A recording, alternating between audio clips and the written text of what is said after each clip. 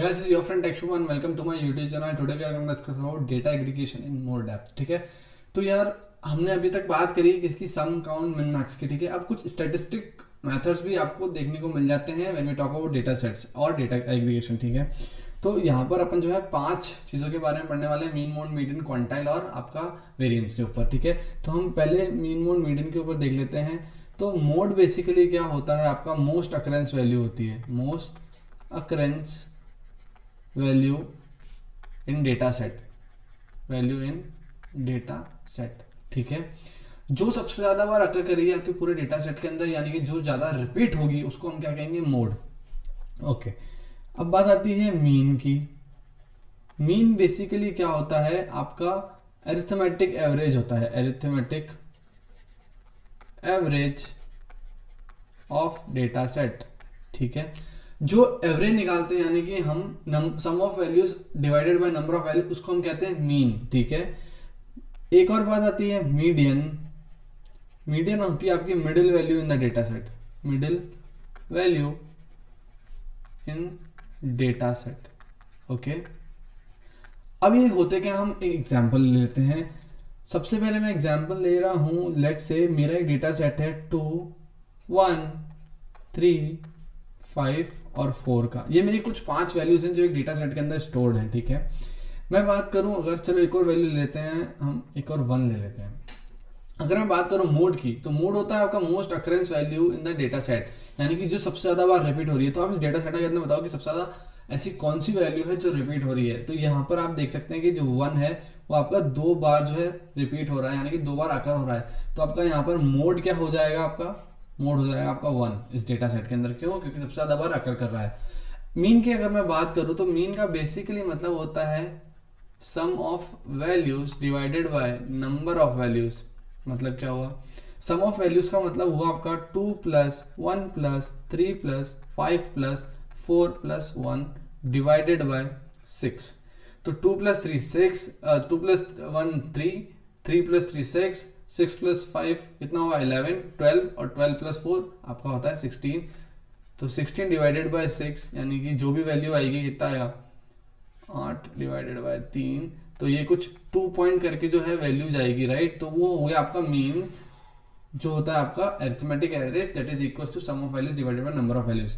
Last होता है median.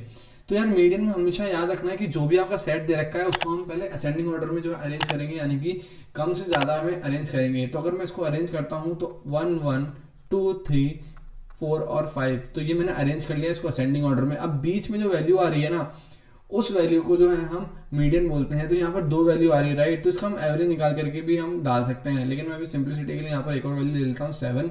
तो अगर मैं 7 भी इसके अंदर ले लेता हूँ तो बीच में कौन सी वैल्यू आ रही है 3.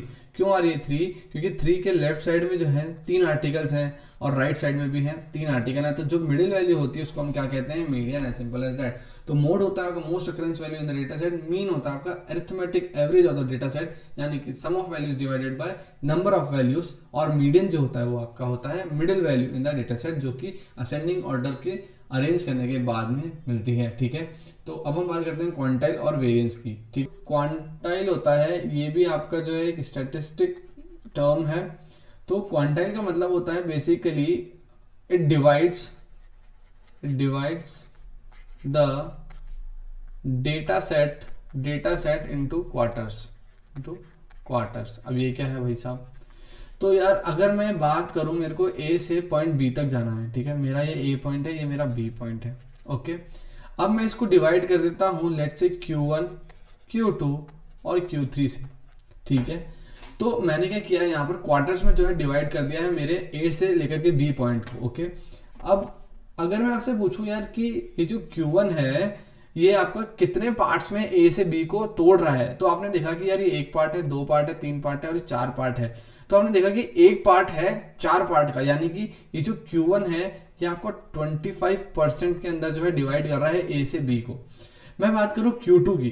Q2 आप देख रहे हो कि यार जो क्या है आपका ए से लेकर के बी के बीच का पॉइंट है. ठीक है, तो यहाँ पर हम इसको क्या कह देते हैं कि ये 50% में डिवाइड कर रहा है आपके ए से बी को. और Q3 जो है वो इसका कितना पार्ट है, वही 25% है, राइट.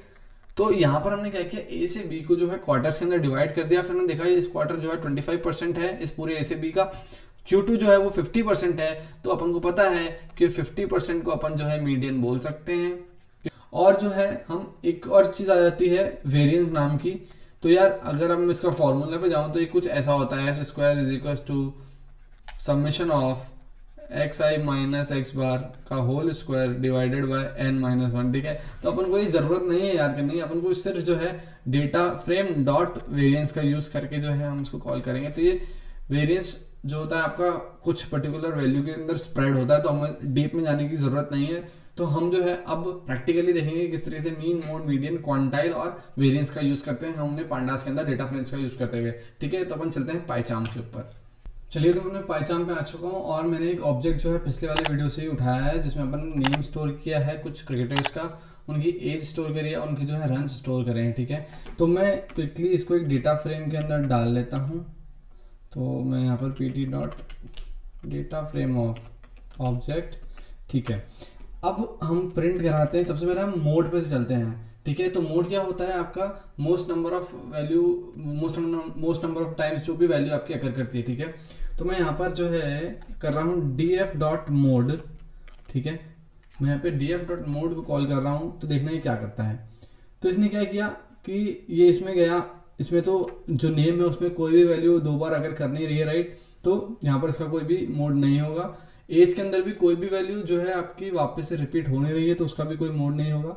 रंस के अंदर आपने देखा कि यार जो 12 है ये 2 बार रिपीट हो रही है, तो रंस का जो है, रंस कॉलम का जो मोड होगा वो क्या होगा, 12, क्योंकि जो 12 है वो 2 बार अकर कर रहा है। ठीक है, वहीं अगर मैं इसको भी अगर 13 कर दूं एज को, तो देखो क्या होता है। तो यार देखो एज भी जो है वो आपका 13 इसने रिटर्न कर दिया है। ठीक है, अगर मैं वहीं पर नेम की बात करता हूँ, अगर मैं इसमें नेम में भी चेंज कर देता हूँ और फिर इसको रन कराने की कोशिश करता हूँ, तो यार मोड के अंदर देखो सचिन आ गया। ठीक है, तो इस तरीके से जो है हम वैल्यूज़ को मोड के अंदर डालते हैं। अगर मेरे को कोई भी पर्टिकुलर वैल्यू किसी भी पर्टिकुलर कॉलम का मोड चाहिए है, तो मैं उसको डॉट LOC का फंक्शन का यूज़ करके मैं उसको इस तरीके से जो है पास करता हूँ। तो अगर मेरे को रन्स का ही सिर्फ मोड चाहिए, तो मैं इस तरीके से LOC का यूज़ करके जो है मोड कॉलम नेम पास करूँगा। तो देखो उसने 12 दे दिया, सिर्फ रन्स का ही उसने मेरे को आउटपुट में मोड दिया है। ठीक है, तो मैं इसी तरीके से मीडियन भी यूज़ कर सकता हूँ ना, इसी तरीके से जो है मैं मीडियन का भी यूज़ कर लेता हूँ। अब इसको मैं रन कराता हूँ, तो देखो इसने मीडियन दे दिया है, किसका, सिर्फ रन्स का दिया है। ठीक है, तो इसने क्या किया है, मिडिल वैल्यू कौन सी है, 71 ही तो है। अगर मैं इसको वो करता हूँ, क्या करता हूँ, अरेंज करता हूँ असेंडिंग ऑर्डर में, तो 12 आएगा, फिर 12 आएगा, फिर 71 आएगा, 72, फिर 92, तो मिडिल वैल्यू क्या रहेगी, 71। तो इस तरीके से जो है हम मीडियन का यूज़ करते हैं। अब एक लास्ट चीज़ आ जाती है मीन, जो कि आपका जो है अरिथमेटिक एवरेज होता है। इसको मैं रन करने की कोशिश करता हूँ, तो देखो 51.8 जो है इसने आपके रन्स का मीन दे दिया है। अगर मैं वहीं एज की भी बात कर लेता हूँ, एज कॉलम पास करता हूँ मैं, तो वो एज का जो है मीन मेरे को रिटर्न कर देगा। तो 20.6 जो है वो एज का मीन है। ठीक है, वो सारी वैल्यूज़ का मीन चाहिए, तो भाई कुछ नहीं करना, मेरे को ये हटा देना, df डॉट मीन का यूज़ कर लेना मेरे को। तो इस तरीके से जो है हम वैल्यूज़ का मीन, मोड और मीडियन जो है डेटा सेट के ऊपर निकालते हैं। ठीक है, बात आ गई समझ में।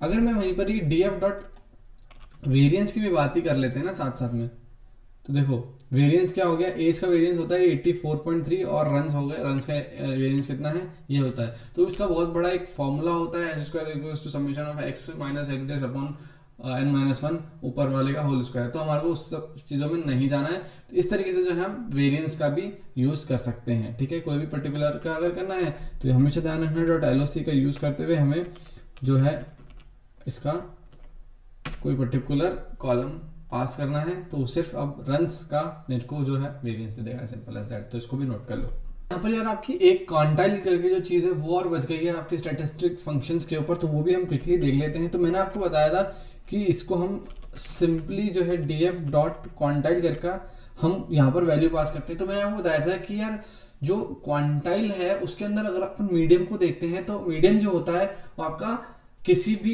वैल्यू को 50% में बांट देता है, यानी कि उसको आधे में बांट देता है, राइट, मीडियन।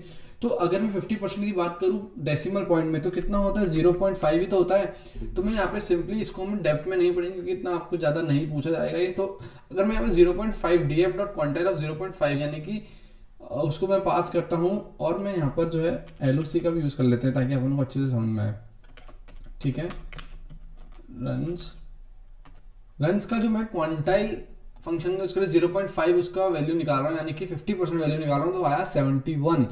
अगर मैं इसी के अंदर ही क्वांटाइल का यूज ना करके मीडियन का यूज करता हूँ तो देखो क्या वैल्यू आनी चाहिए।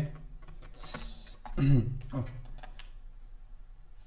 तो देखो 71 ही आई, इसका भी 71, इसका भी 71। मतलब क्या हुआ कि जो मीडियन होता है वो आपके किसी भी वैल्यू को 50% बांट देता है, जो कि हम क्वांटाइल का यूज़ करके निकाल सकते हैं। अगर मैं बात करूं कि ये इसमें 0.25 यानी कि 25% में क्या वैल्यू रिटर्न करता है, कौन सी वैल्यू जो इसको 25% में काटती है, तो वो है 12। ठीक है, तो इस तरीके से जो है हम क्वांटाइल का यूज़ करते हैं। तो इसमें आपके स्टैटिस्टिक मेथड्स खत्म हो चुके हैं, जिसमें हमने sum, count, minimum, maximum, mean, mode, median, आपको क्वांटाइल और जो आपका कौन सा वेरिएंस था वो हमने कवर किया। तो आने वाले लेक्चर में हम पाइवोटिंग के ऊपर चलेंगे, जो कि बहुत ही इंपॉर्टेंट होने वाला है जब हम एसक्यूएल की बात करेंगे तब। तो गाइज अगर आपने सब्सक्राइब नहीं किया तो लाइक कर देना यार, सब्सक्राइब कर देना, और मिलते हैं नेक्स्ट लेक्चर में। तब तक के लिए stay home, stay safe, bye bye, take care.